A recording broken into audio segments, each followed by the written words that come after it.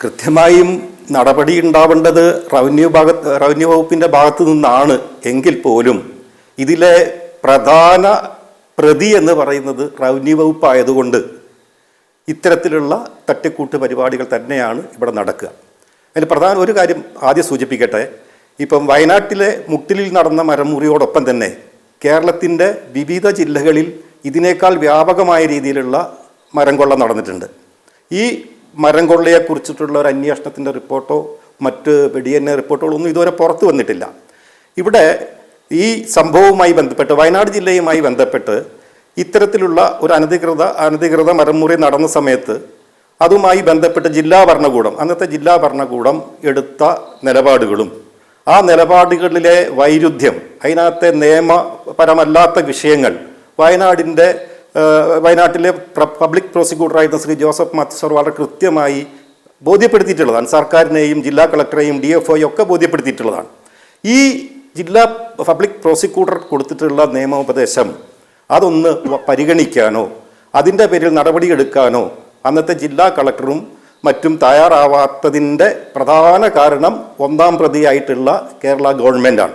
ഈ കേരള ഗവൺമെൻറ്റിലെ പ്രതികളെന്ന് പറയുന്നത് വനം വകുപ്പിലെ മന്ത്രിയുണ്ട്, റവന്യൂ വകുപ്പിലെ മന്ത്രിയുണ്ട്, IAS ഉദ്യോഗസ്ഥന്മാരുണ്ട്, ചീഫ് സെക്രട്ടറി അടക്കമുള്ള ജയതിലകടക്കമുള്ള IFS ഉദ്യോഗസ്ഥന്മാരുണ്ട്.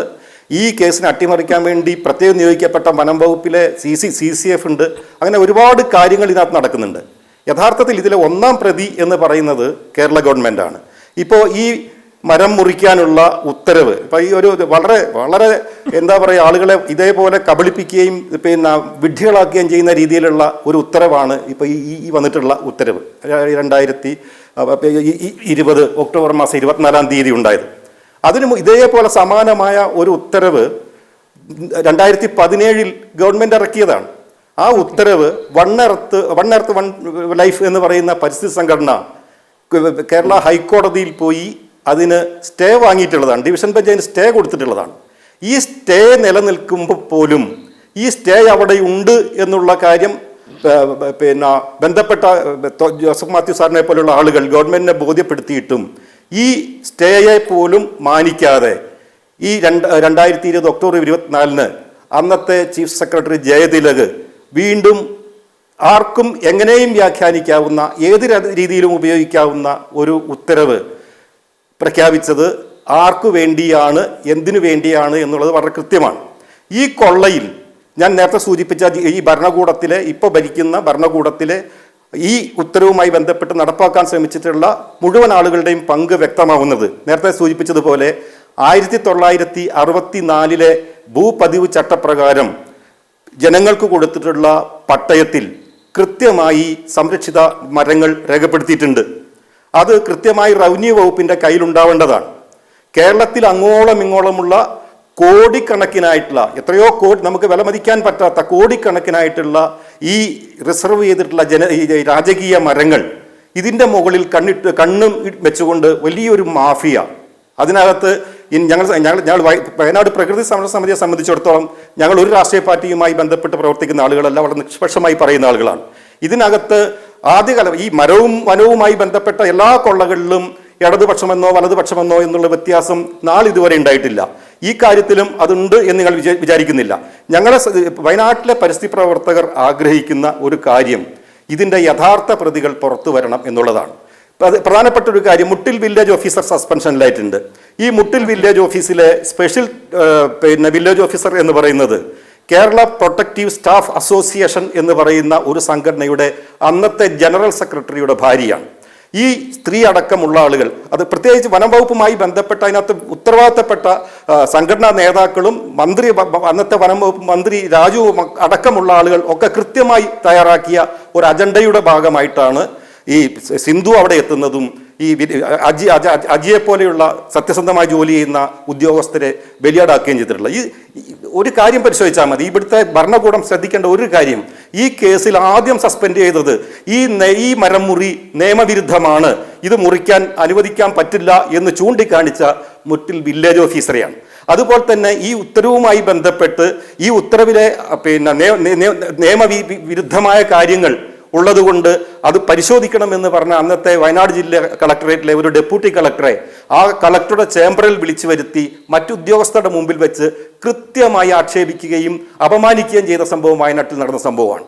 അത് ചെയ്തത് ഈ ഭരണകൂടത്തിന് വേണ്ടി, ഈ മന്ത്രിമാർക്ക് വേണ്ടി അന്നത്തെ വയനാട് ജില്ലാ കളക്ടർ അദീല അബ്ദുള്ളയാണ്. ഈ മരം കൊള്ളയുമായി ബന്ധപ്പെട്ട് ഓരോ കാര്യങ്ങളും എടുത്ത് പരിശോധിക്കുമ്പോൾ ഞങ്ങൾക്ക് പറയാനുള്ളത് 101 ദിവസത്തോളമാണ് ഈ ഉത്തരവ് കേരളത്തിൽ നിലനിന്നിരുന്നത്.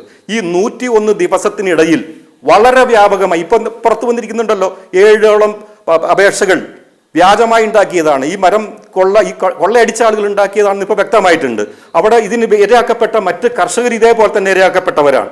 അവിടെ യൂണിഫോം ഇട്ട വനം വകുപ്പിലെ ഉദ്യോഗസ്ഥന്മാർ പോയിട്ട് ഇത് ഗവൺമെന്റ് സമ്മതത്തോടെയാണ്, ഗവൺമെന്റ് ഉത്തരവോട് കൂടിയാണ് ഈ മരം മുറിക്കുന്നത് എന്ന് അവിടുത്തെ സാധാരണക്കാരായ ആദിവാസികളെയും സാധാരണ കൃഷിക്കാരെയും പറഞ്ഞ് തെറ്റിദ്ധരിപ്പിച്ചത് വനം വകുപ്പിലെ ഉടുപ്പിട്ട ഉദ്യോഗസ്ഥന്മാരടക്കം അവിടെയുണ്ട്.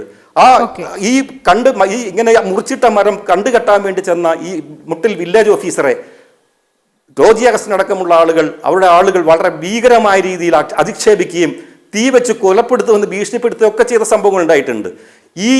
ഇതിനൊക്കെ ഇവരെ പ്രാപ്തരാക്കുന്നത് ഇവർ ആർക്കു വേണ്ടിയാണോ ഇത്തരം കാര്യങ്ങൾ ചെയ്യുന്നത്, അവരുടെ സംരക്ഷണവും തണലും ഉണ്ട് എന്നുള്ള കൃത്യമായ ബോധ്യത്തിന്റെ അടിസ്ഥാനത്തിലാണ്. ഇതെങ്ങനെയാണ് പുറത്തു വരുന്നത്? ഈ 101 ദിവസം തകൃതിയായി കേരളത്തിൽ അങ്ങോളം ഇങ്ങോളം മുറിച്ചിട്ടുണ്ട്. വയനാട്ടിലെ മുട്ടിലും തൃക്കേപ്പറ്റയിലും ഒക്കെ ജോസഫ് മാത്യു സാർ പറഞ്ഞ പോലെ മരമുറി നടക്കുകയാണ്. ഇത് പുറത്തറിയുന്നത് ഇത് വളരെ ഗോപ്യമായിട്ടാണ്. ഒരു ഉദ്യോഗസ്ഥനും നടപടിയെടുക്കുന്നില്ല, ഒരാളും തിരിഞ്ഞു നോക്കുന്നില്ല. ഇത് പുറത്തു വരുന്നത് 2021 ജനുവരി മാസം 3-ാം തീയതി വയനാട് പ്രകൃതി സംരക്ഷണ സമിതിയുടെ പ്രസിഡന്റ് എൻ ബാദുഷൈ, ഞാനും അടക്കമുള്ള പ്രവർത്തകർ ഈ മരമുറിയുമായി ബന്ധപ്പെട്ട സ്ഥലത്തേക്ക് എത്തുമ്പോഴാണ്. ഇത് ഞങ്ങൾ അറിയുന്നത് വയനാട്ടിൽ പൊതുപ്രവർത്തനം നടത്തുന്ന ഒരു രാഷ്ട്രീയ പാർട്ടി പ്രവർത്തനം നടത്തുന്ന ജസ്മൽ എന്ന് പറയുന്ന ഒരു ചെറുപ്പക്കാരനാണ് ഇതാ വയനാട്ടിൽ ഇന്ന ഭാഗത്ത് മരങ്ങൾ മുറിച്ചുകൊണ്ടിരിക്കുന്നു, ബാദുഷക്ക, തോമസ് ചേട്ടാ, ഇത് നിയമവിരുദ്ധമാണ്, ഇതിങ്ങനെ പോയാൽ ശരിയാവില്ല, ഇത് നമ്മുടെ സ്വത്താണ്, ഈ മരം എന്ന് പറയുന്നത് നമ്മുടെ സ്വത്താണ്, അത് ഇങ്ങനെ നഷ്ടപ്പെടുന്നത് നമുക്ക് തടയേണ്ടതുണ്ട് എന്ന് പറഞ്ഞുകൊണ്ട് ഞങ്ങളെ കൂട്ടിക്കൊണ്ടു പോകുന്നത് അങ്ങനെയാണ്. ഇത് ശരിയായ രീതിയിൽ പ്രവർത്തിച്ച റവന്യൂ വകുപ്പിലെ ഉദ്യോഗസ്ഥർക്ക് നടപടി നേരിടേണ്ടി വരികയും മറ്റുള്ളവർക്ക് അത് ഇല്ലാതെ വരികയും ചെയ്ത് അത് തന്നെയാണ് ഒരുപക്ഷെ വനം വകുപ്പിലും ഇത് ഈ മരം മുറിക്കുന്നതിനോ മുറിച്ച മരം കടത്തുന്നതിനൊക്കെ അനുമതി നിഷേധിച്ചതടക്കമുള്ള ഉദ്യോഗസ്ഥരൊക്കെ പല സ്ഥലങ്ങളിലേക്ക് സ്ഥലം മാറ്റപ്പെടുമ്പോൾ ഇതിന് അനുകൂലമായി നിന്നവർക്കാണ് പിന്നീട് സസ്പെൻഷൻ വന്നെങ്കിലും തിരികെ ജോലിയിൽ കയറുന്നതും സ്ഥാനക്കയറ്റം വരുന്നതുമൊക്കെ ഈ കേസുമായി ബന്ധപ്പെട്ട് നോക്കുമ്പോൾ യാഥാർത്ഥ്യമാണ്.